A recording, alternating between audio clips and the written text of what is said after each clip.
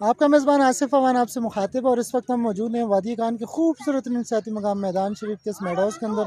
और सामने देखें माशाल्लाह कितना खूबसूरत नज़ारा है माउंटेंस का, और चारों तरफ सरसब्ज़ बर्फ़ में लिपटे जो पहाड़ हैं उनके दरमियान में इस वक्त हम मौजूद हैं यहाँ पे। और यहाँ पे देखें ये खूबसूरत मंज़र, और ख़ास कर जिस जगह पर हम मौजूद हैं देखें ये माशाल्लाह ज़मीन के ऊपर ये वो जगह है। ये देखें अगर हम पाँव रखते हैं तो ये ज़मीन अंदर की तरफ जाती है, और ये कितना जम कर देखें माशाल्लाह। ये देखें ये हमारे राजा भाई हैं, हम देख सकते हैं माशाल्लाह। ये देखें, और यहाँ पे बंदा अपने पाँव पे टिक नहीं सकता है।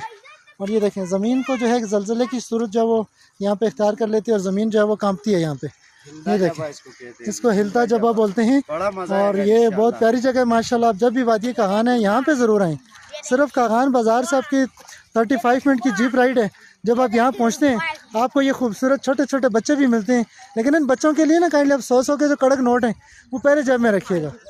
बस आपकी खुशी का सबब ये बच्चे बनेंगे, वरना ये आपके लिए नेमत का जो है ना जहमत का सबब बन जाते हैं। ये सब अच्छे बच्चे हैं माशाल्लाह।